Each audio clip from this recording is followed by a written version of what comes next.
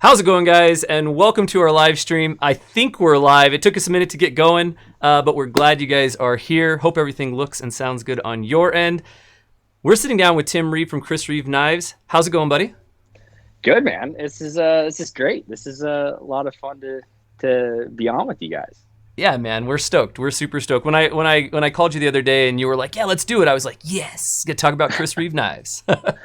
Yeah, I love it, man. I love it. This is such a better format to talk about just everything anyway. So yeah, it's the lives are nice because sometimes the technical end takes a second, but it's just a little more natural, right? It just kind of flows, right? yeah. No, I love it. Awesome. All right, and as you guys all know, if you're watching, if you've watched any of our lives, Jamie will be in the chat responding to you guys' stuff. If you guys want to tell us what you're carrying, tell us your favorite Reeve knives, you want to shout out, let Jamie know. He's going to feed me stuff here on my phone, and just see how it goes. Yeah. All right, so, okay, first thing I want to kick this thing off with, I just want to get this out of the road right out the gate, and I actually think this will make for fun conversation. So Reeve knives, they've got a little bit of a higher price tag. They're kind of a more of an expensive knife. They're really well built, and we've got a ton of questions from people that are like, is it a safe queen or is it a user? And I'm sure you've got some opinions on this, so I want to hear what you got to say about this. Right. So this is like the eternal conversation or debate. So we've got a Facebook fan page that was built that we didn't start. We got loads of people, and I swear it's like every 2 weeks this question is asked and then debated. Right. It never ends, which is great. But so we ride. We put a toe in both pools. Let's put it that way. Our base models, like our Jane Sebenzas, are still not cheap knives. It's not a $60 knife. It's $450 or $375 for a small. But they're designed to work. Like a lot of the engineering, a lot of the thought process behind it, and the build is to be worked, to be used. Sebenza translates to work in Zulu. We try, my old man is notorious for over engineering just about everything he ever made, and so that's what they are. I mean, there's limits to them. Like, I'm sure there's limits, and people have found those limits to them. But no, they're working knives. I'm notorious at the shop for pushing the limits of the knives, banging them up, scratching them up, that kind of thing. But then the other cool part of our knives, and the other end of the price tag, is we do a lot of knives that are safe queens. So it's like both answers are correct. Like, they're made to work, they're made to use. But the other side is cool because we'll do just pieces of art, like ones that I don't even want to touch because they're so gorgeous. Like, I know I'm going to drop it before I get it in the box or something like that. So it's cool. We have things that are collectors pieces, exotic materials, some that are very special for unique individuals. And oh no, we lost a signal. No, I still got you. Can you hear me? Oh, we back on. I can hear you. Can you hear me? Sorry. Yeah, I can hear you. Oh, okay, cool. Yeah. So guys, this is off my internet. That might help. Yeah, this is what we've been dealing with, guys. Is trying to get this thing to work. So while Tim's figuring that out, that is something that is I think unique about Reeve Knives is that you do have these hard users, and then you also have, even the hard users could be a safe queen if that's your grail knife, and you're just like, I don't want to get it dirty.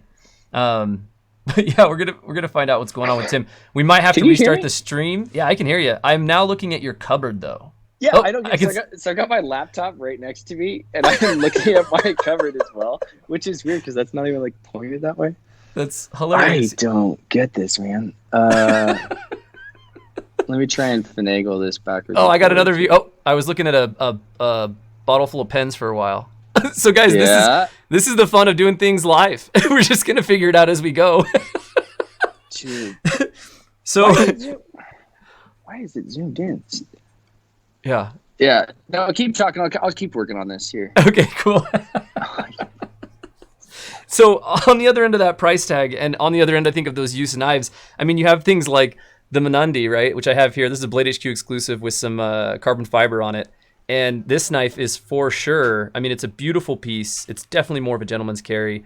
But I mean, you know, it's still got, this is a left-handed model too. But it's still full titanium construction, still all the tolerances you'd expect with a Chris Reeve, just in a much smaller package. And so a knife like this might be one that people would consider more of a, safe queen, or more of a keep clean type of knife. Dude, so the funniest part about that bottle full of pens is that's my lawyer's bottle, or like mug. Yeah, That's just awesome. hilarious. I'm not like, I could literally walk up to here and like put my face in it.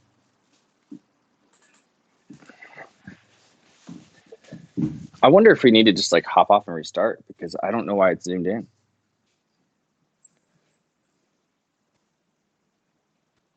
Can somebody comment and tell us how to unzoom like selfie mode? Oh, did we get it? I think we got it. Flip side. I can see you good here. Here we go. All right. Here we go. I think we're back in business, guys. This is wild. If you're not watching this live, I will make sure that we put a timestamp to let you know when we got back on track, so you don't have to watch that that fun we had going on there for a while. The best part of these things is like, I never know if it's your fault or my fault, and right. I just take it like it's probably my fault. Right. Yeah, I don't know. We clicked around on some stuff and made it work, so we're doing good now. Sorry, No, it's fine. You know, the funny story though is your feed looks better. So whatever happened, maybe it was for the best. I think I got off my house internet, and I'm just on my phone. Oh, okay, cool.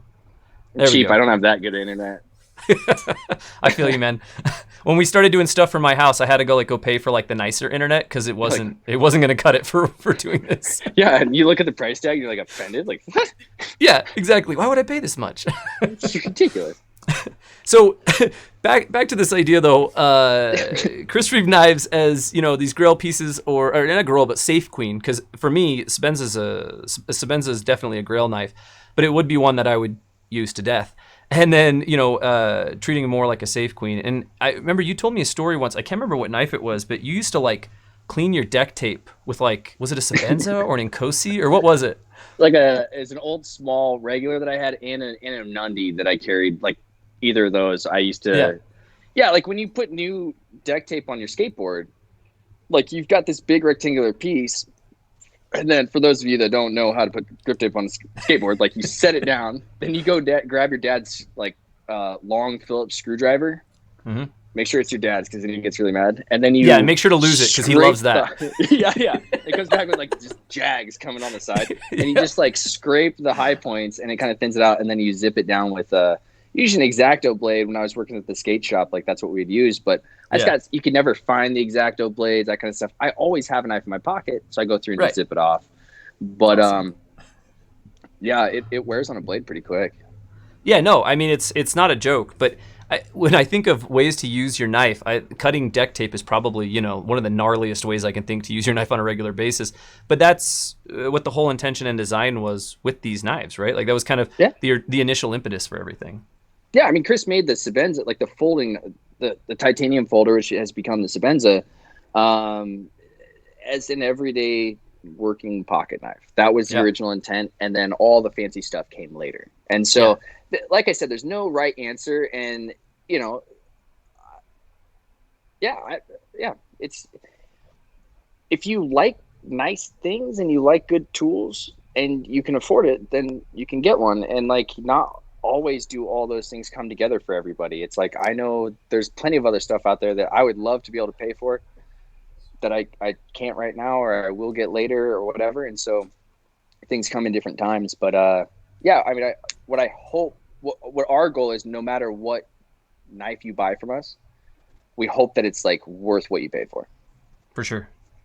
You know, I think that's something that comes across, not just if anybody's ever handled Chris Reeve knives, or if you guys ever bought one or anything, you know, just all the way down, not just the production, everything, which is obviously the part that matters the most, right? How the knife is made, your guys' design philosophy and build philosophy, but also your packaging, right? Like just the way the knife comes, everything is at the next level of just that whole knife experience, which is something I really appreciate. Which we try to. The packaging story is kind of funny because for a long time, and it shows kind of the eras that the knife industry has gone through. Because back in the day, it was like, we don't put anything into the packaging. It's like a corrugated box. The whole point was like, we put all of our effort into the knife, and you're going to throw the package away anyway. And then like the industry changed a whole bunch, or like just times have changed a whole bunch, and like people collect packaging. It's a huge part of it. And then like, I'm a big Apple fan. I love like getting new iPhone in the box and everything like that. I collect all the boxes, and it was more and more of that. Like, started doing these fancier knives and special editions. It's really tough to like sell somebody, what can be close to $1,000 special edition knife, and you're giving it to them in a corrugated box. It's right. Like, come on, let's come up with something better. So you go through different eras. Yeah, just that evolution, right? Yeah. Oh, that's awesome. I was actually on Instagram today, and I don't know how well this is going to show up, but I wanted to show you this. Have you heard of Advanced Knife Bro? He does stuff on YouTube and on Instagram. Yeah. Anyways, we chatted a little bit. Yeah. Yeah. So he posted this. He had been working on his car, replacing an alternator or whatever. And to me, this was like the perfect Chris Reeve Knives picture, right? Nice. The dirty mechanic hands, and this is what he had in his pocket. Obviously, he wasn't like prying his alternator off with a knife. That'd be stupid. Well, it's Advanced Knife Bro. Maybe he did, not to be stupid, maybe to prove a point. But I'd probably be doing the same thing. Yeah, exactly. But just the fact that he had it in his pocket, I think that's and that's what I always hear when I hear these conversations is you got guys that are like electricians and they're like, dude, I beat my Sebenza to death every day. Mm-hmm. And then you got other guys that are like, oh yeah, no, I would never use it. And I'm like, it's interesting, And what's really cool is like we live in a, like, by and large, like the entire globe is a relatively free place. Like, relatively speaking, it's pretty free, and like you can do whatever you want with your knife. Yeah, exactly. Like, it's just like a crazy concept. You bought it. You do what you want. Yeah, you really can. I love, like, I didn't get to see that photo earlier until you showed me right now, and that brings like so much joy to my heart. Yeah. When I saw that this morning, it was funny because I knew we were talking, and I was like, oh, I'm saving this because I have to show Tim this because it's just so good. That's super my speed. Like, on my Instagram a couple weekends ago, I posted a couple photos of we shot a squirrel, and I cleaned it out and then made hot squirrel legs and which are delicious, by the way. And it was funny seeing the reaction of people. Like, and I cleaned it out with my Sebenza 31 on my tailgate of my truck, and it was like a bunch of people like, what? Like, really? So like, yeah, that's what it's for. Yeah, I was like, this is the coolest photo of my knife that I've taken in a long time. So I have to ask then, now you have some experience. How does the Sebenza 31 do as a skinning knife? It works pretty good. Like, what's nice is it's kind of like it sits right in the middle of an all-around knife. Like, it cuts really nice. So like when it comes to like the fine, really slicey, quick little delicate cuts that you need to make, like getting through the skin or tendons, things like that, it'll do that pretty well. But then if you have to, like, if you're doing bigger game, like you're going between a joint and popping the joints apart, with a squirrel, you just like cut where you want. You just cut right. Yeah, exactly. And it has like the burliness in the blade to be able to do that too. So, by the time you're done with it, like, you need to sharpen it, but that's like just about every knife out there. Yeah, that's about every knife. So I thought it was pretty good. No, I'm into it. Now I don't have a 31 on the table, but you've got a 31 in your pocket, don't you? Yeah. So this is show that bad boy off. This is actually the Squirrel Skin Sebenza, large Sebenza 31. The legend itself. Yeah. So this is actually the very first 31 that we got put together that worked. Yeah. There's always like a handful of pieces and parts when you're trying stuff, and then you finally get one put together. So I put this in my pocket and took it to Blade Show. I had to make myself a little fancy, and I had some leftover like Mokume hardware, so I had to like put a little fancy touch in there. But it's one of the advantages of working at the factory, I imagine. Working on the shop. Yeah. I tend not to carry other fancy things, so that's just kind of a cool little details. But I love planes. I love just really simple stuff. Like, I'm a plain plain bagel, plain cream cheese, like toasted guy. Okay. Yeah. So that's kind of, if that says anything about me. Yeah, you toasted it a bit. Yeah, 3 steps, man. There you go. Now, so I've got some 21s on the table. I've got this one. This is actually my favorite blade profile for the Sebenza 21. So what's the big difference between the 21 and the 31? What's for anybody who doesn't know? The main thing that we're trying to do, like when the concept comes up, like, hey, let's go make a new version of the Sebenza. The main thing that we're getting after is putting like the ceramic ball lock face in there. It's like the first time we did that was on the Umnumzon in 2008. Right. We've done it on the Inkosis. Like, it's just, for us, it's the best way to do a frame lock or an integral lock folder. It's just a really strong lock face. So that was the whole idea. It's like, let's get that figured out. Then we don't have to do a heat treated lock face, which is inherently like a good amount of work goes into it, and it's not as strong of a lock face. Like I can take any Sebenza and like, I hate the spine whack test, but I can literally just like obliterate that lock if I whack the spine into any table, and it'll just break the lock casing, like the hard casing of it. Yeah. So instead, you take a 97 Rockwell ceramic ball and throw that sucker in there, and then it kind of doubles as the closing detent and the opening detent. So that was the whole idea there.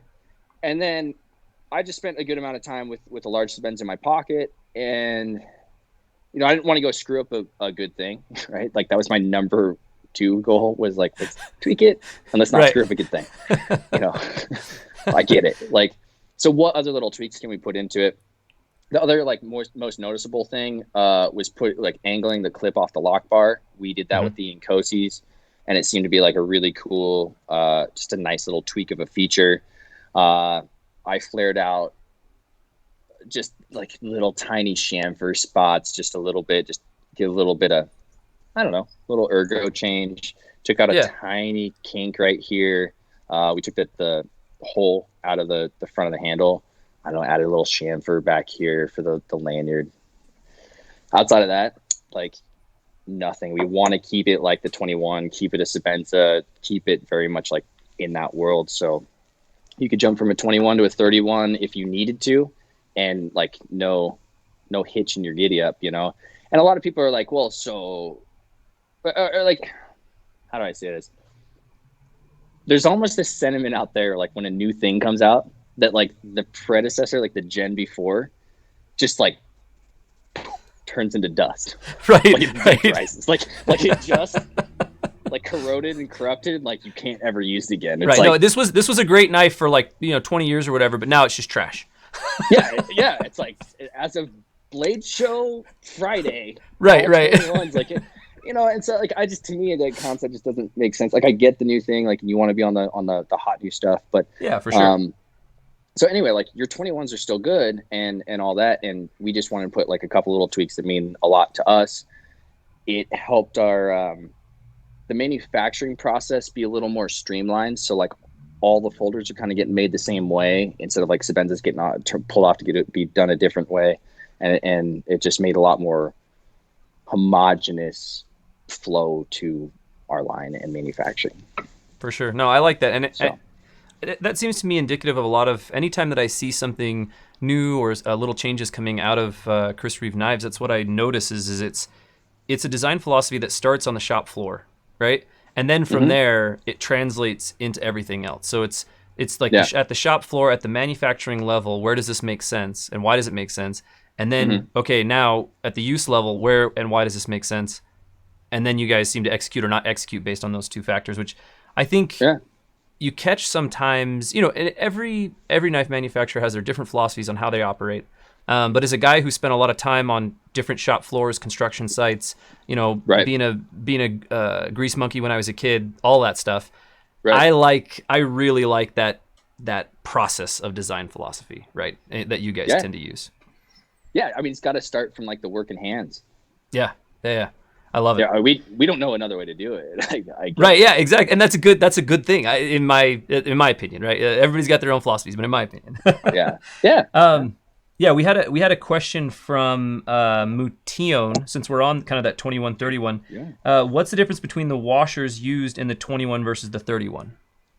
Nothing. Nothing. Perfect. Not a single thing. The item code changed from L21 whatever washer to L31 washer. Right. So like the pivot bushing, the washers didn't change at all. The only thing that changed on the blade was the detent hole location because of putting the ceramic ball in there. That had to change. Yeah, like most of the hardware didn't change. We did have to change the stop pin. That was kind of like a little bit of a learning curve. Before on the 21, you had a pin with a sleeve on it and then a screw from the front. And so with this, we changed it to one whole like homogeneous stop pin, like shouldered stop pin that's actually made out of 416 stainless and heat treated to like roughly low 40s Rockwell. Okay.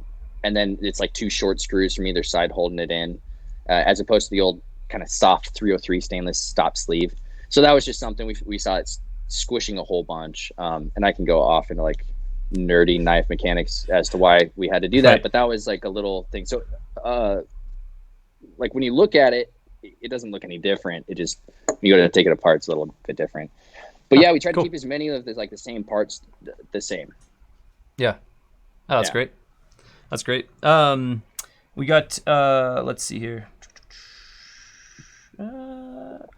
Actually, good question from Nathan Stokes, which kind of takes us into some of the fixed blade territory. We talk a lot of folders. Nathan Stokes wanted to know if the Nyala is coming back, or if you can reveal that. I mean, if you can't, let's not spill the beans. But no, it's I love guys that are early to the party. Like we just discontinued it. We just barely get, like, we're getting some of the last ones. Here, I'll reveal something for you. Okay. And they're gonna hate me tomorrow when I get to the shop. So we just wrapped up all the Inyalas, like all the two colors and two blade shapes. Yeah. We had a great a real happy moment when we like kind of wrapped them all up, and then we realized that we had like a boatload more sheaths left over. And they're like very dedicated to that knife. Like, oh crap, because they're leather sheaths and like they're really nice. Yeah, and, they are. Like I can't just like go return them to my vendor because I would never do it to them. Right. Anyway, so what we did is we ordered up a couple more sheets of material. We're gonna zip out just enough to cover those. I can't remember what the quantities are. And we're gonna do a special edition, and that's all I'm gonna say. So if you need another crack at it, there you go. And then we're gonna leave it like discontinued for a long time. Like, don't be surprised if in like 5, 10, however many years, like we bring it back or something like that, because that could be a thing. But right now, like I just got to open up like production and manufacturing space in the shop and capacity. And I've got other fixed blades that I want to bring out in the future. So cool. That's exciting. That's really exciting. Yeah. Well, I'm not gonna lie. That's exciting to hear for the first time, this potential special edition thing going on. So yeah, that's cool. Yeah. So you'll get to watch me get skinned alive like a squirrel tomorrow. Right. With a Sebenza 31. This is my number one gift, is like getting in trouble. That's awesome.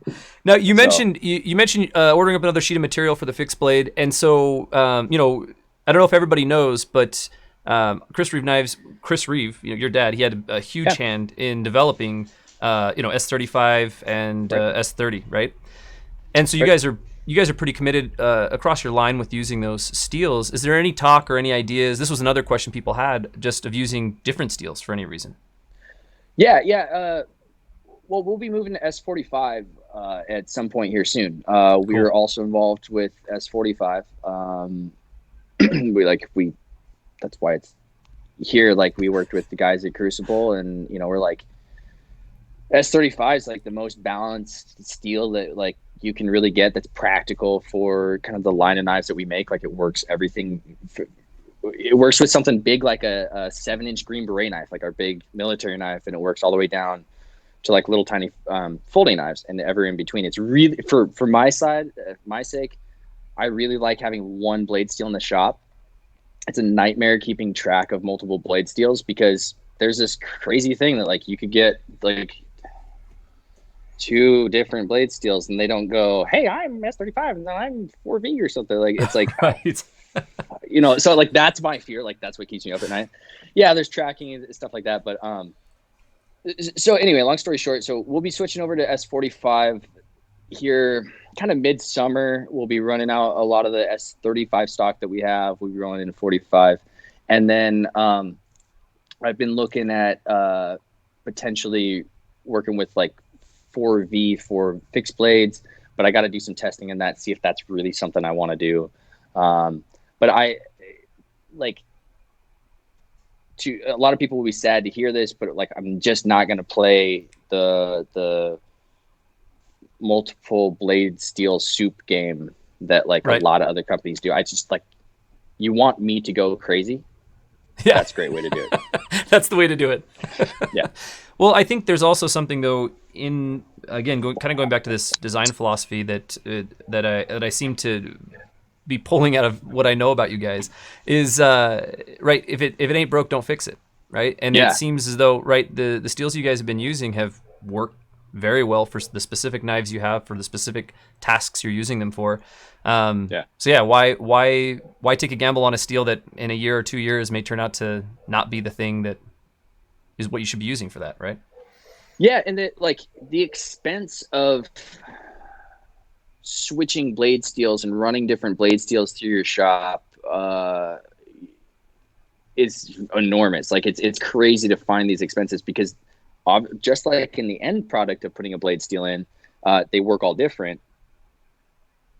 They work all different, like going through the tooling, going through the Right. grinders, going through hand grind, going through heat treat, going through milling, like all these different things. And so it can become quite a thing to, to work with, and to educate like the crew in the shop to work with all the nuances of these different things. Cause like, I don't have 42 metallurgists in my shop. I Right. got 42 people that like really like making our knives.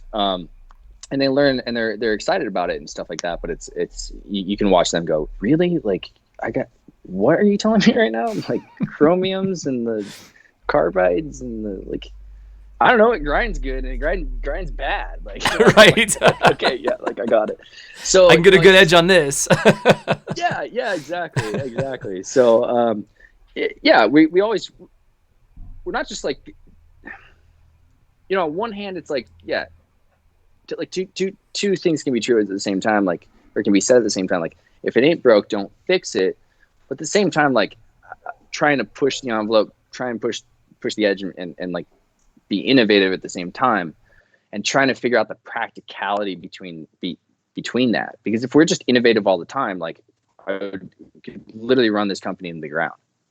Like, the expense of innovation is insane. So you just got to kind of pick the battles, I guess. Different manufacturers have different philosophies, different manufacturers do different things, and I think there's something to be said about being able to go to a place and know you're getting the thing that you want to get. Does that make sense? There's not like 30 new things to choose from where you're like, wait, which one do I actually want? It's like, no, this one's tried, true, proven. Yeah. I know which one I want to get, right? Or this one is like the 31, right? Like, this is like the tried, true, proven thing. I can see specifically what were the things that changed. Okay, is that what I want, or is this what I want? As opposed to, again, you come and you got 30 new things and you're like, wait, what do I don't know. Yeah. No. That's a really good point. We do make it simple for people. It's like, okay, I like it or I don't. Yeah. And I like that. That kind of speaks to, I'd say, like, the Reeve personality in a lot of ways. But yeah, it's just our gig. It's worked well for us. Like, obviously, like, I try and look at data, and the data when it comes to like orders coming in over 30 years has been like really good for us. And so it's like, it'd be tough for me to say, well, let's go this way and go a completely different way or opposite. And there's other companies that really have the niche on bringing out new stuff. Like, that's their thing, and they do it really well. And I look at them and I get some jealousy sometimes. Like, yeah, man, I love it. Because look, we've got designs in the back and like up our sleeves for days. Like, we've got so many things I'd love to do. I've been trying to bring a fixed blade out for 2 years, like, yeah. It's fun to do that stuff. And I look at some other companies and I'm like, man, you guys just, like, it's so cool. And you got all this new stuff. Like, it's not that a lot of fun, like rolling a SHOT Show again. Like, I don't have anything new. Like, this is what we do.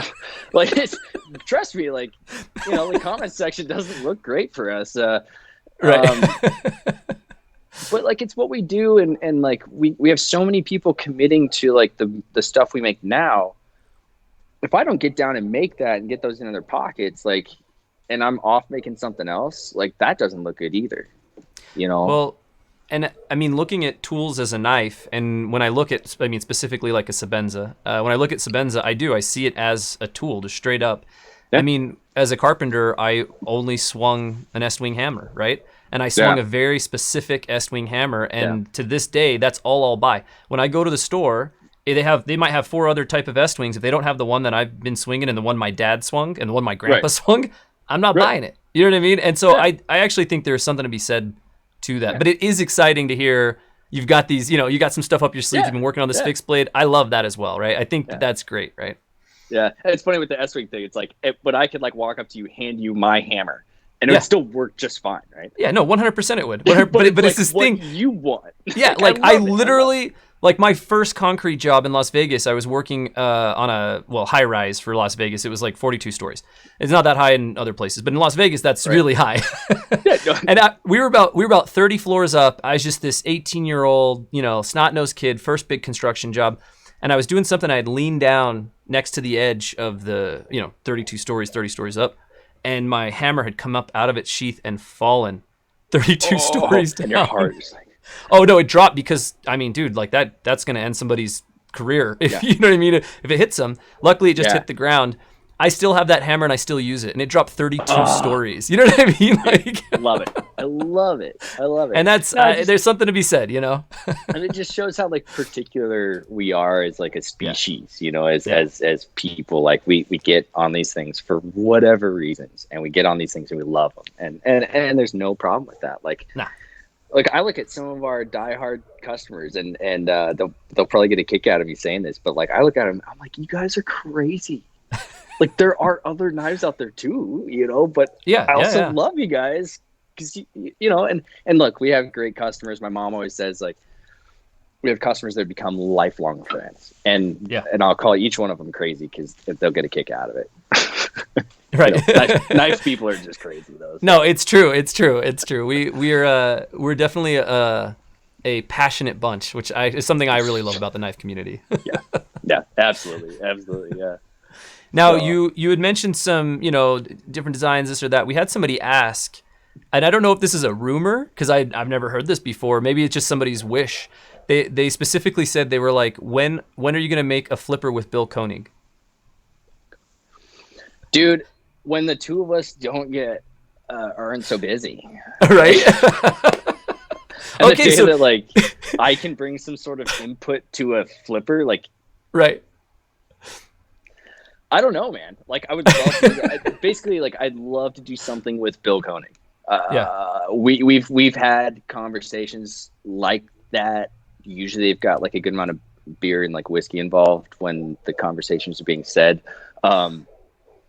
And like I pop past their shop quite often. He pops past my shop. We do favors for each other. It's like I cannot speak highly enough of that crew. So yeah, I don't know, man. Your guess is as good as mine, and probably as good as Bill's. Right.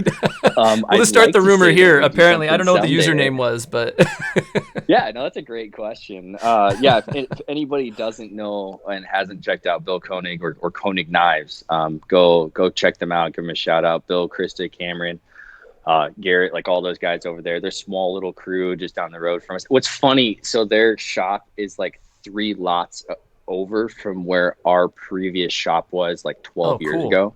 Okay, it's this little industrial complex. So when I go over there, I get like all sorts of nostalgia of like, it's great. I love those kids. So I actually bought a surface grinder, one of their fine surface grinders from them, and it's sitting in the shop, and we use it every day. Cool. And they come over and they pet it sometimes. Like, oh, cool. They're like, oh, we miss you. Yeah, it's funny. Yeah, it's good stuff. So I don't know. We'll see. Yeah. Oh, that's awesome. Now you mentioned nostalgia. Now you had kind of I mean, obviously you grew up in the knife industry, right? So you kind of had this interesting childhood, maybe one that a lot of people would envy. If I remember right, we've talked a couple times. Like you were going to a lot of shows. You were hanging out with some of these like giants in the industry back in the day. Like, are there any stories that pop to your head, or any like just like overarching feelings about that experience? I've spent, I think I've still spent more blade shows underneath a table bored out of my mind than on top of a table selling knives. Or maybe we're starting to get like even now. Right. I went to my first knife show at 7 weeks old and was like passed around, while my Right. folks could actually sell. They're like, here, hold the baby and like, let's sell some knives real quick. And then they kind of do the baby bobble and stuff. Mom's got great stories from like that era. And so I've got a lot of like grannies and grandfathers and aunts and uncles, basically not blood related, but like in the knife industry that I've just known for ages. And no, like we were saying earlier, there's a lot of characters in the knife industry. Like, not only is it like the knife buyers and the end consumer, kind of a crazy bunch, but like the guys behind the knives, like you find a really normal standard knife maker and you're like, you'll never make it. Like, Right. yeah, there's something wrong with you. It's like, it's a lot of fun, but no, I mean, it's cool to watch like the shows grow. It's cool. Like blade shows just becoming dude, that's so big. It's crazy to watch. It's almost scary to watch it get so big so fast. Yeah, I don't know. I don't know. I busted my head open one time when I was little, backing away from my mom at the Solvang show. Okay. And like split my head open, and she had to like run me to not to the hospital, but like to her room, and, like patch me up, and like there's blood coming out of my hair. I mean, there's just like little things like that just Right. are funny. Growing up on the wings of Bill Harsey and my dad and Grant and Gavin Hawk. Grant and Gavin and I used to run around. We used to know. Man, I've known him since he was like 11 years old, so I was way younger than that, and I think he was 11. And we used to know in the shows like where all the candy bowls were. Right on. You know what I'm talking about? Like, Oh yeah. You got a map. You're like, okay, cool. We're gonna hit these guys first, and we'll go hit these guys. That was like our view of knife shows, like hit the candy bowls. Yes. So it's like just growing up in the wings of like a lot of these legends and a lot of these people, like, it was really cool and really humbling. Yeah, it's just really weird, like a different kind of life. I mean, there's definitely weirder, crazier lives out there than mine, but yeah, it's cool. My old man's a character. If anybody's met him, like, or seen him or whatever, he's a presence to be around, and especially him and Bill Harsey are like, they're like they can easily become like the two, like, best friends that are in trouble at the principal's office, like sitting there, like poking each other, like that kind of thing. So yeah, I don't know. I don't have any specific stories, but yeah, growing up in the knife industry is definitely a little different. No, that's cool. So. I like this idea, like splitting your head open or the candy dishes. I like this idea of like all these things we do as kids, but like you're doing them, at knife shows. Yeah. You're doing them on the factory floor or whatever it is, right? Like. Oh yeah, I like back in our previous shop, the one that used to be next to the Koenig's place. Currently, we had this like mezzanine around the top, and I would spend all my summers at the shop because my folks like, oh, what do I do with this kid for a couple months? Well, you're coming to the shop, right? So yeah, of like course. I hopped my first bench grinder when I was like 8 years old. My dad got like a box. And like the shop coat was down to my toes, and like the grinding mask like hanging off my nose type thing. And he just like set me up on a grinder. I presses, files, like all that kind of stuff, sandblasters, all those kind of crazy things. But there's a summer in particular where my buddy Kenneth and I, we were really into GI Joes, like any young boy was, and we made these parachutes, and we spent like most of the summer harassing the staff by like bombing GI Joes and parachutes off this mezzanine. So like I'd be like working on a milling machine, and here comes like GI Joe, right, straight for their head, and we're ducking behind, and stuff like that. So it's fun. Lots of paracord in my life. Yeah. Dude, when you said parachutes, I 100% thought you meant for you guys. Like you guys were jumping off the mezzanine. I was like, what? No.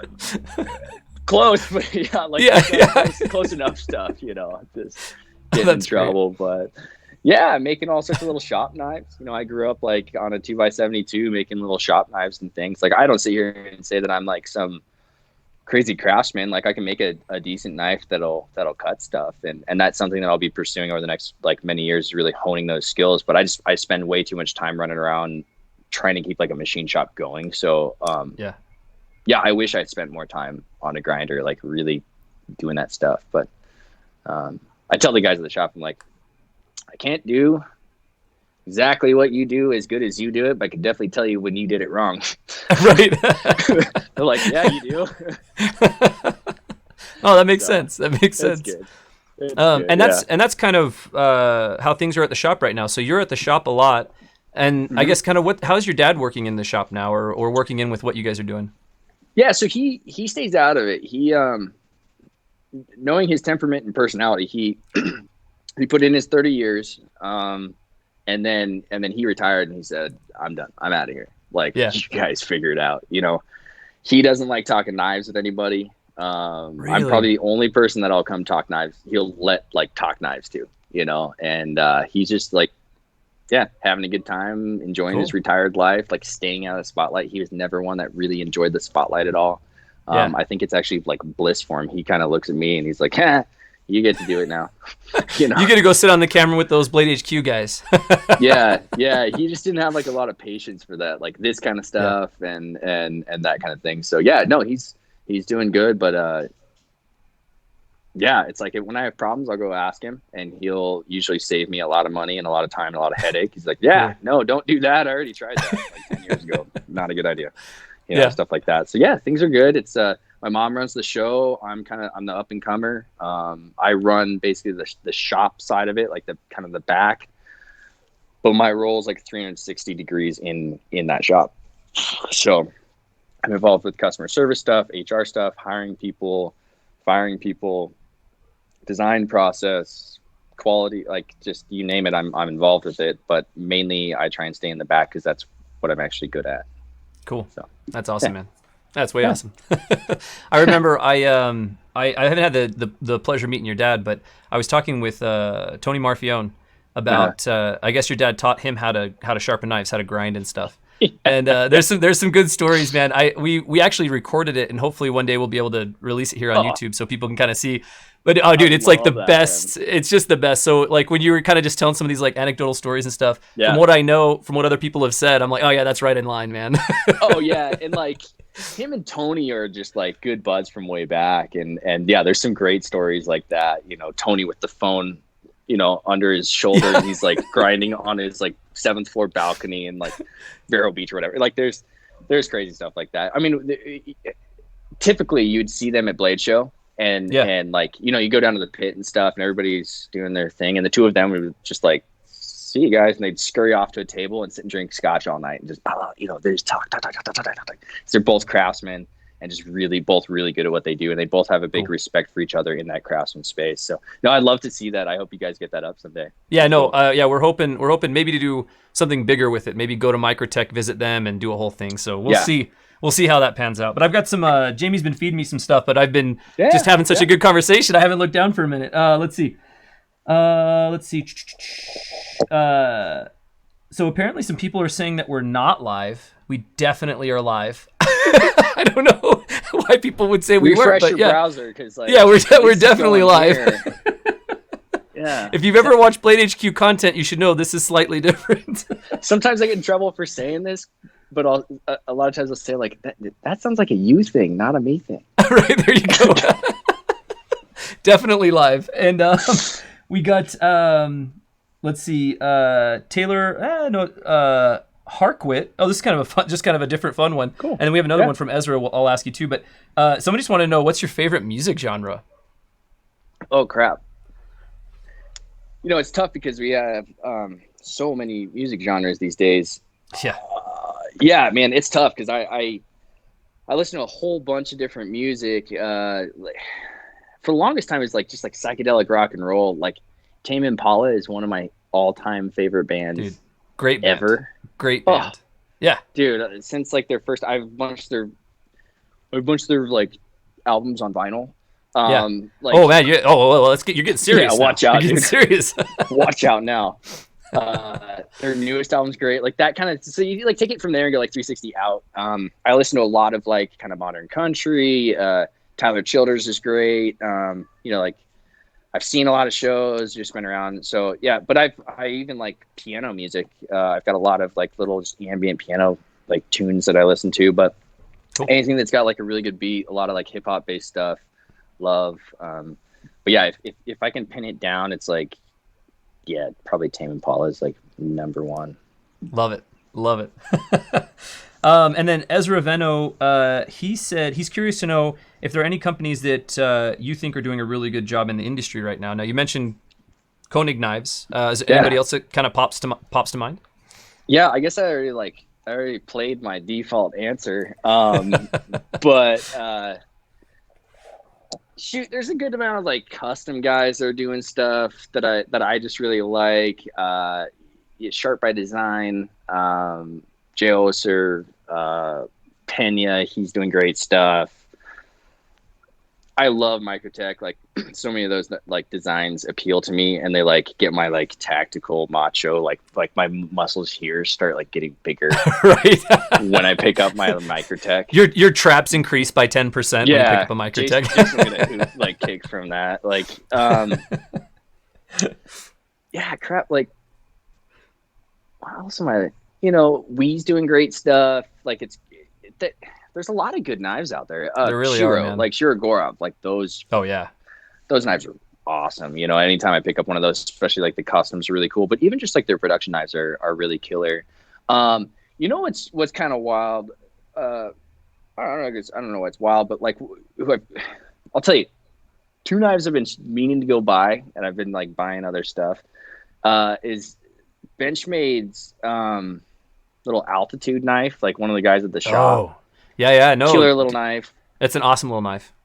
That knife, when I first saw it, I was like, guys, this is why you use S9EV. Yeah. Like, that's it. That's why you do that. Like, yeah. Great use for S9EV, great little knife. And then their Steep Country fixed blade. Really want one of those. So I need to go bug Troy or some of those guys at Benchmade and give them a hard time, because they're just great little knives, especially for the price point. No, they really are. And I gave my little backcountry sharpener away to somebody, and I need to go. That's a work sharp deal, but yeah, I really like that thing. Pocket sharpener or whatever. I gave it. Yeah, no, dude, those pocket guy. Is it like the rectangle one, or is it the folding one? No, it's like a big rectangle, and it's okay. I like that looks one. like a skate ramp, and it's got like it holds your angles for you. Like it's just a really useful one. Throw it in your like hunting pack or something like that, and it's like a cool little deal. And I gave it to a guy. He's a retired Green Beret, and he had just like this an avid hunter, and he had this just like god awful kill kit. And I was like, dude, no. And I literally pulled the Inyala off my belt and like dug in my pack and grabbed. I was like, use this. If you break them, just like tell me how. That's awesome. And then I'll get you another one. Like, yeah. I can't have you run around with this other junk. That's awesome. Principle, And that's the thing with a lot of hunters, man. They're just like, yeah, I got this whatever, cheap whatever, and they're just like scraping it through a pole sharpener 30 times while they process an animal, and you're just like, stop. There's so many better options. Yeah, it's like nails on a chalkboard. It's not like I don't sit there and tell them that they can't get their stuff sharpened, or they can't get like the job done, because they do. It's definitely. Like, I'm not gonna sit here and tell you that, but yeah, I could point you into some other alternatives. So exactly. It just popped into my mind. Another crew that people should go check out is Shank Knives out in Eastern Idaho. Those guys are pretty killer. I don't know. That name's familiar. I'm not seeing. I can't like. I think whenever I hear names, I think of things visually. I'm not seeing them, but the name is really familiar. Yeah. It's Shank Knives. SHENK. Cool. I don't know. I failed every spelling bee that I've ever been in, but yeah, they've been by the shop. Just like really killer guys. They make killer Damascus, and they're starting to dive into like flippers and folders and doing a pretty good job. So check those guys out. Yeah, that's awesome. That's way awesome. Jamie fed me another Shad Gravely. I figure we'll do a couple call outs right now since people are worried we're not actually live. He said he's carried a like Shad, he said, heard your name. Yeah, we're live, buddy. He said he's been carrying a CRK Amnunzon every day since he purchased it last year from Blade HQ. So shout out to Shad for supporting CRK, great stuff, and also for supporting Blade HQ. We always appreciate it. Yeah. It's a great place to get knives from. Yeah, hey, thanks, man. Dude, I've sold knives for you guys in your storefront before. Yeah, you have. That is true. Yeah, like I just went to default like retail mode and started telling people, hey, can you go get this for me from the back, like this Benchmade or this whatever. We just started selling knives off the front. It was great. That's awesome. We had fun. That's awesome. Cool, man. Well, we usually run these things for about an hour. We're hitting about an hour, so I'll just ask people. I mean, how are you feeling, Tim? We can go a little bit longer if you want, or what are you feeling? I'm doing great, man. I got more lemonade in the fridge, and great. Yeah, great. Keep it coming. I got no problem. Perfect. Yeah. Well, we'll see if they keep feeding us stuff. We'll keep rolling. If not, we'll probably end pretty quick. Hey, you'll like this one. Mark Tomlinson said howdy from South Africa. Oh yeah, no, that's great. Yeah. From down below, it's probably early in the morning or late at night right now. It's early in the opposite morning, probably, the thing we're doing, I guess. I always forget which one it is, but that's great. So your mom and dad are from South Africa, obviously. So do you? I have some friends from South Africa. Do you speak Afrikaans or Zulu or anything like that? Only the bad words. Okay, yeah, no, that makes sense. yeah, only the bad words and like our model names. There you go. It's and my folks are never like fluent in Zulu. My dad spent more time with more Zulu guys in the tool shops there. They'd give him nicknames and vice versa, stuff like that. So like there's Zulu that just like comes through our family.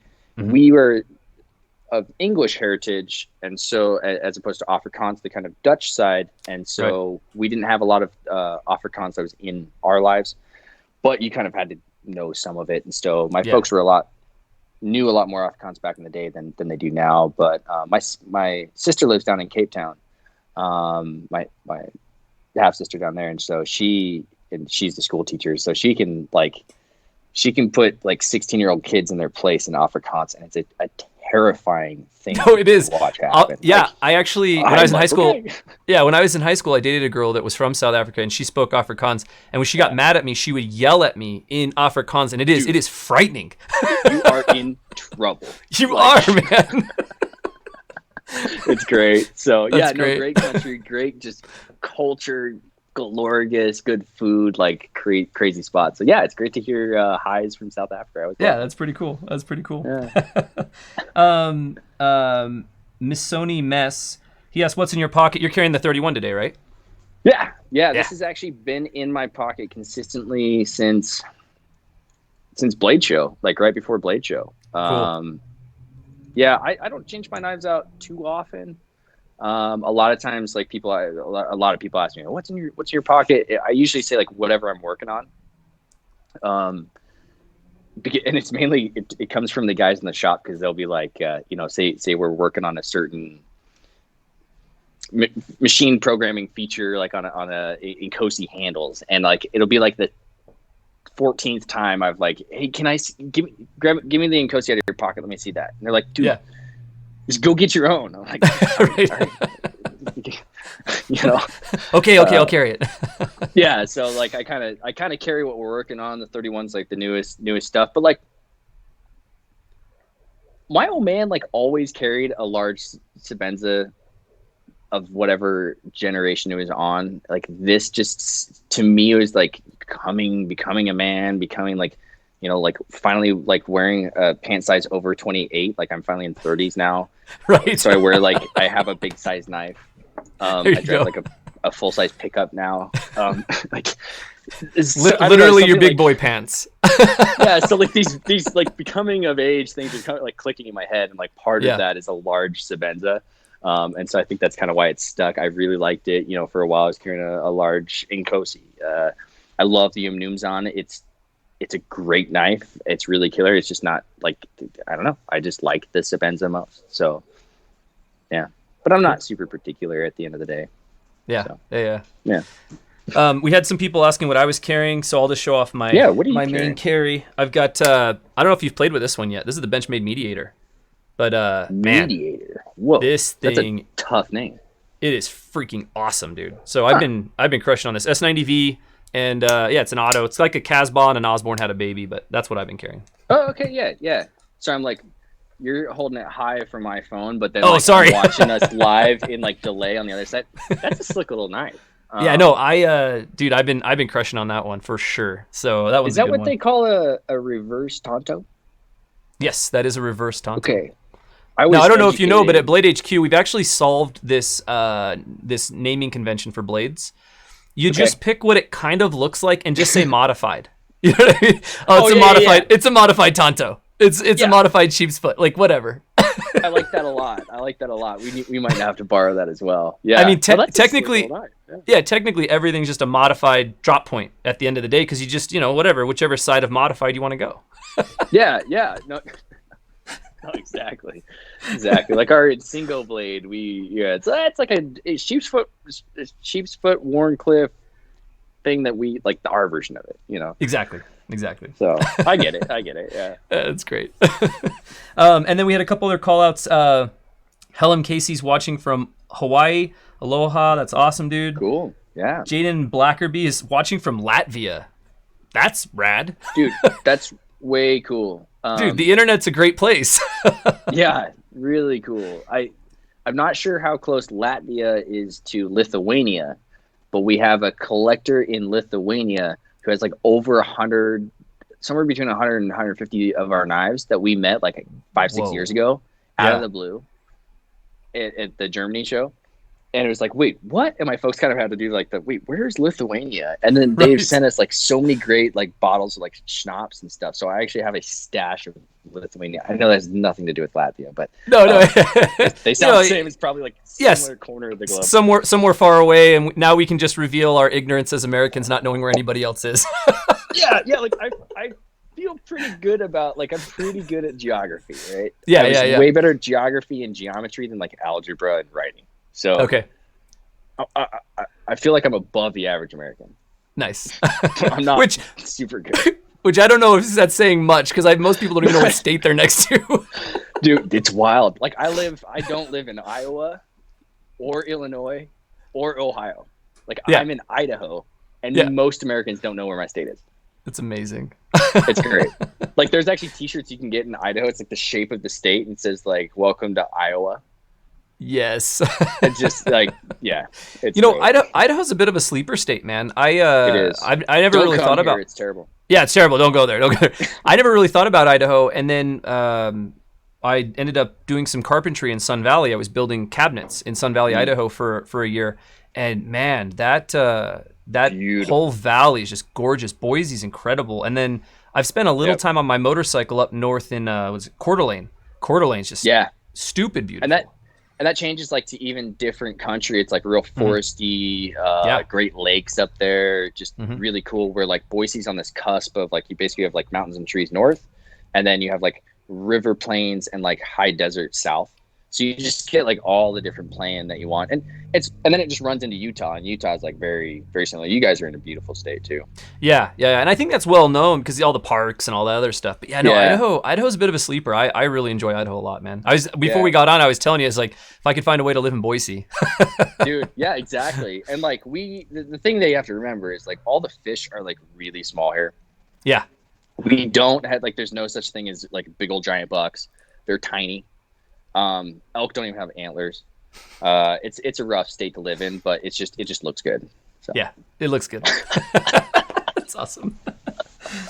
Right on. So you were kind of mentioning the Sebenzas in your pocket a lot. What do you guys have like in the Reeve family? Do you guys have like you're showing this collector in Lithuania? Are there any like special Sebenzas that you guys have that are kind of like up on a shelf for kind of like this is, special for X reason or anything like that? Yeah, like I have a couple of the like real early ones, and those are cool, but it's always funny. Like my dad and I will look at them and we're like, that's like terrible. Like the body screws are like tapped into the back handle. Like they're just, right. But that's like our point of view because you spend too much time around these. But no. There's a holy grail of Sebenzas, and I know like I hate that. I understand the grail term. I think it gets thrown around a lot. It does get thrown around a lot. I'm not joking with you, like this is like the holy grail of Sebenzas, and it's like in between kind of like the early ones and the into classic era probably, but it's Turkish twist Damascus front and back handles and blade all matching. Whoa. But there's like three almost like plugs pulled out of it, and there's like ebony, ivory, and Turkish twist Damascus put back in and surrounded in 24 karat gold. And then the chamfers, instead of being like 45-degree chamfers, they're like radiuses. Like, dude, unreal, in a wood box, like all this. And like, I didn't even know about it. My mom forgot about it. One of our dear old collectors, like, actually sold it back to us a couple of years ago. Cool. And that stays in a very secret, like, location on the moon. And, but yeah, there is like, for all of you looking for like the cup of Christ level knife, I've got it. That's the one. Not kidding. Like, dude, you guys got to put, I mean, you know, maybe it would cause too much of a fervor, but I mean, we almost need picture of this, right? Like just to show it off. Like, this is a thing, you know? Yeah. There's a good, friend of ours, customer. What does he go? He goes by EDC Favorite Things. Yeah. Yeah. He did a photo shoot of him when he was out here. So go bug him. Cool. He's going to hate me for that. Look him up, DM him, do whatever you got to do to get that picture. Yeah, he might like tease him out there because, yeah, he did a great photo shoot, great photographer. Awesome. He actually did our calendar this last, like, so we've had this kind of fun thing. We've been doing like a CRK calendar each year. And for the last 3 years, I think we're on our third year, and we just choose different, like, fan collector, you know, I sure got to meet a little bit of criteria, but it's like fan collector and photographer. And you just like take photos of the collection and then do like a calendar. And Marissa like has just made my fiance, like she makes the calendar look really good. I did the first one, so that's why it looks like pretty good. She made the next ones look like really good. Cool. So actually it's this no, sorry, that's the prairie calendar. There's usually one around here. But yeah, so he did the last one and just did a great job. So his Instagram's great to watch. I like pretty knife photos. I don't. I really don't enjoy knife comment sections. Right. Again, the knife community is full of a lot of passionate people. Absolutely. Aren't we all? Yeah. Well, and you kind of mentioned this earlier. We were talking a little bit earlier, and you were mentioning some of the trends that you've just kind of noticed in the knife world. And you were saying that you were kind of noting this trend, maybe with some comment section or something, maybe going a little more, I don't know if negative's the word. I don't know what word you would use for it, but maybe not as positive as we're used to seeing in the knife world. Yeah, I mean, okay, there's two things that were the best and worst things for the knife industry. The first was the internet, and the second was Forged in Fire. Like the best and worst things that ever happened to the knife industry. Like I said, the internet gives you great, gorgeous photos of knives. Yeah, well, and here we are, right? Like, yeah, we're gorgeous photos of knives. Yeah, and like you get really cool, like, you know, meet the maker type stuff, like things like this are fun. But then you do get off in, like, it's the fun part of like having everyone at the party.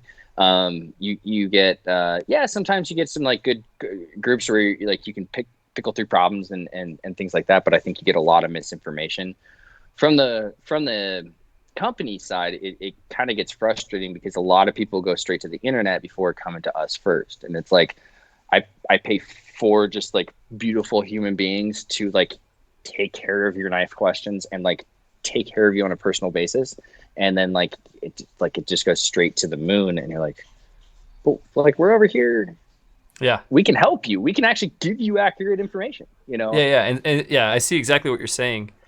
So it gets frustrating, but yeah, no, I can definitely see the frustration there. I mean, we experienced some of that as well. I'm sure you guys do. And trying to, you know, to keep in touch with people and let them know, like, hey, no, like, that's not real, or oh yeah, no, that is real, but like, let's fix it, or whatever it may be. It's definitely a real thing.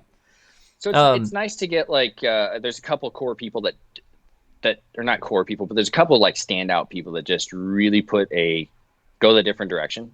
You guys are one of them that just bring a boatload of positivity, and like, thanks, man.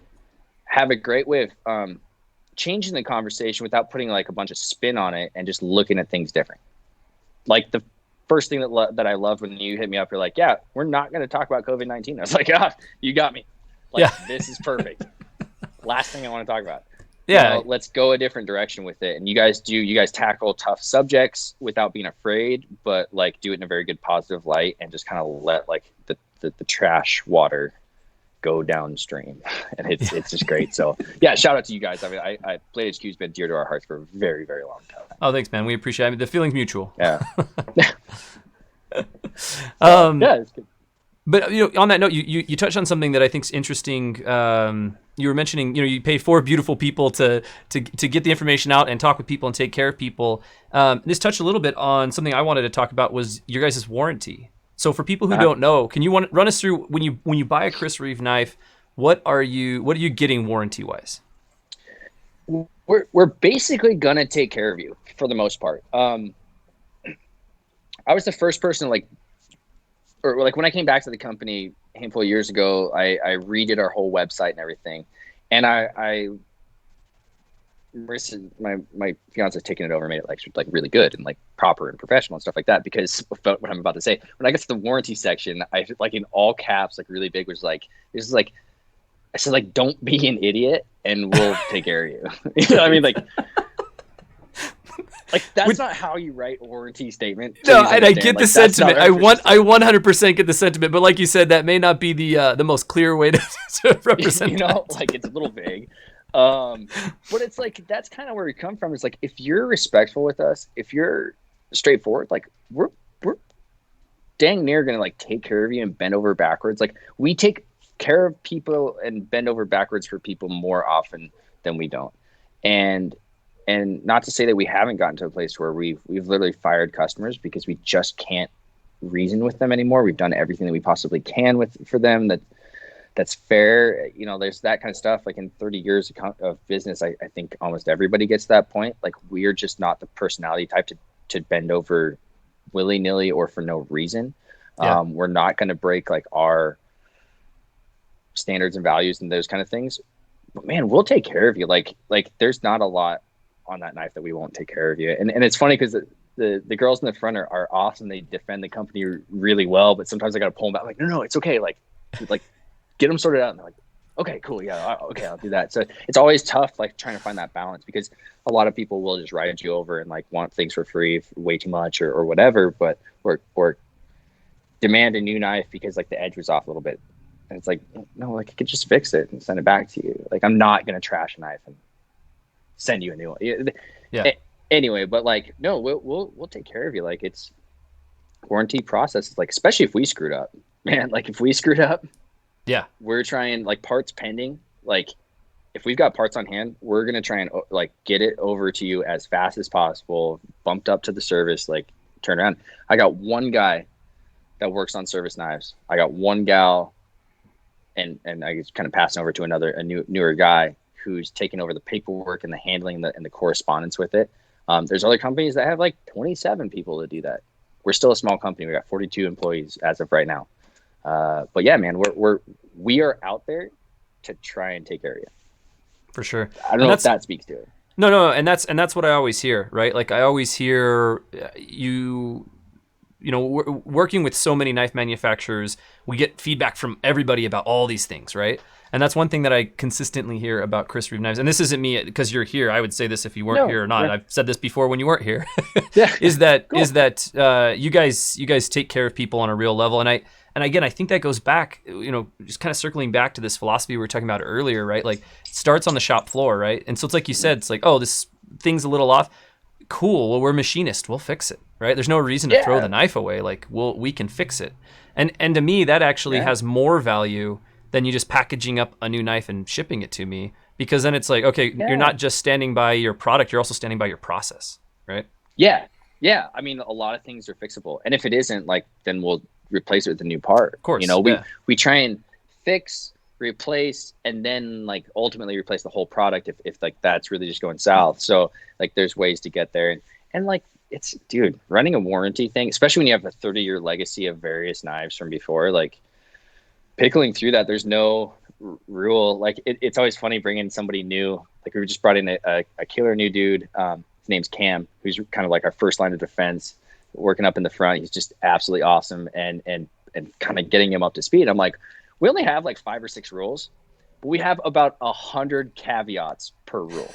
He's like, oh, okay, I get it. You know, it's like there's 5 laws, but each law has like 27 bylaws and amendments and like right. Reasons where you would and you wouldn't. It's wild, and so it's like a lot of case by case basis, a lot of working directly with people, and we really do try and take care of people. And I got a killer crew up front that I think most of the time are personable and like want to take care of you. You know, cool. We're blessed, and I try and get those kind of people in there. If they're not like that, like they don't stick around very long. No, for sure. Well, this is actually, speaking of your storefront, I work at Blade HQ. If you didn't know, I work at Blade HQ. Yeah. So I see you over there. Yeah. I've been here once. I've been here for a day or two. So I've been on this thing of like I need to get I really legitimately want to get a Sebenza, and it's just one of those knives for me just because of what I'm usually spending on knives and what I'm usually doing with my knives, and the fact that in my job I like to cycle a ton of knives because I want to be able to come back and tell you guys who are watching on YouTube about X, Y, or Z, right?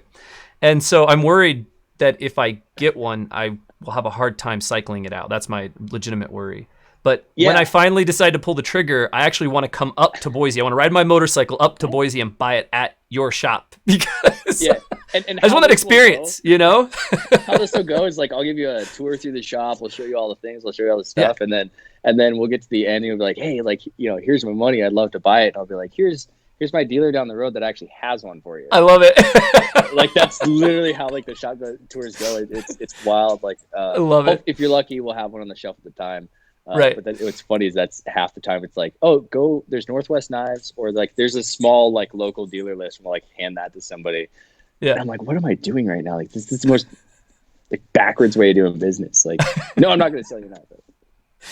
Whatever. One day we'll have knives on the shelf, I guess. But no, I love it. Yeah, no, that'd be great. I've always wondered why you didn't have one, but I always kind of figured because I think you're going to be somebody that can put a Sebenza to death.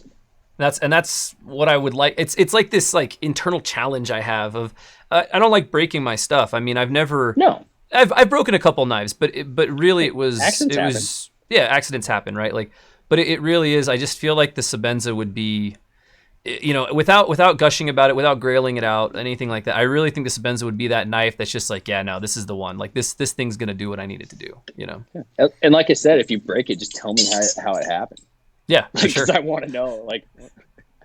And that's the thing is, I rarely am I like. I mean, the last knife I broke, it was just the tip, and I broke. I was replacing a door. I didn't have a screwdriver nearby, and I tried to pry a pin out from the hinge, which is stupid, but I figured I could do it. No, it sounds like me. Yeah. So that's the kind of the extent of my. Dude, I can't tell you how many times I have used my pocket knife for a screwdriver of some sort. Geez. Phillips, flathead, Torx, whatever. It's not like because I have a bunch of screwdrivers sitting right here that I should be using. Yeah. It's just like it's the only thing I have, and I kind of just like need to use it right now. And then you break the tip off, I'll go back and I'll grind a new tip and like move on, But or I'll show the guys in the grinding room and they'll just shake their head. And they'll either fix it or they'll make me fix it myself. It kind of goes like either way. Right. They just hand you the mask and be like, here you go. Yeah. They're like, I'm not doing that one for you. That was too far. I'm like, all right. That's awesome. Right on.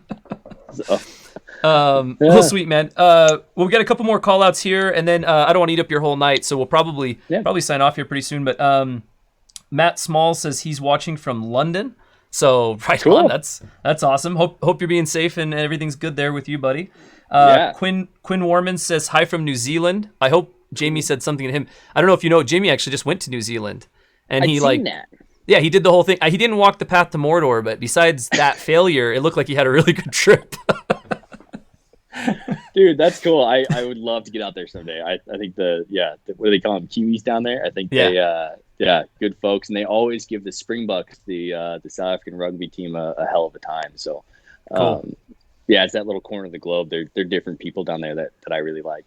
No, it seems that in Australia, right? There's actually a lot of speaking of music, we touched on that a little while ago. A lot of my favorite bands are actually I'm really into like just like garage surf punk. It's just my jam. Okay. Yeah. And there's a lot of really yeah. good garage surf punk bands coming out of Australia right now. So Australia, New Zealand, kind of that same area of the world, you know?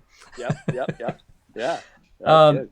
And then I'm sorry, buddy, I'm going to ruin your name. But Juraj Isaac said hi from Czech Republic. So he's in Prague in the Czech Republic. So that's pretty cool. Yeah. No, that's great. Right, there's a killer knife company down there. Apparently, they're the only knife company in Czech Republic, and it's Acta Non-Verba Knives. Okay.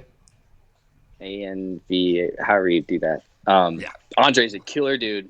You guys all need to check him out. He's just I got to give a shout out to him because he was up here January just after SHOT Show, like did a big like tour, saw like us and Medford and Spartan, kind of like went all over the place. Oh, and cool! Just a killer guy. Like he's the most like American like Czech boy that I know. Like just great guy.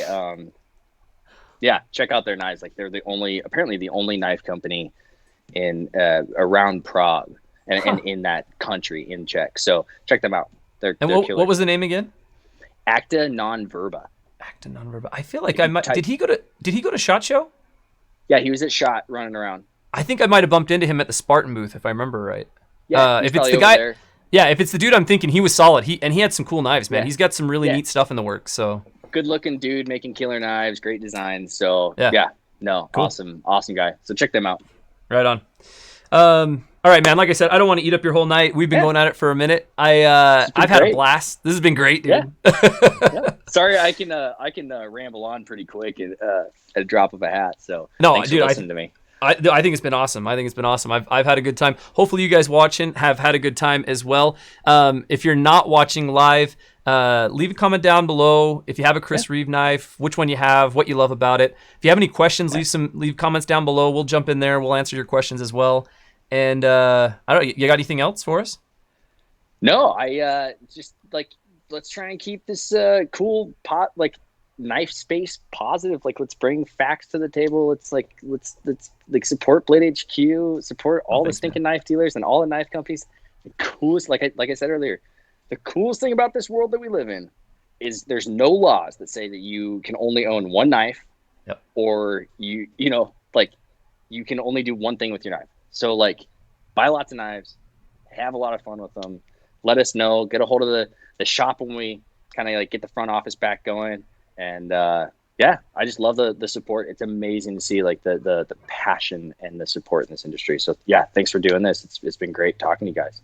Hey man, thanks for being on. Appreciate it. And cheers. Take it easy, and we'll see you guys on the next one.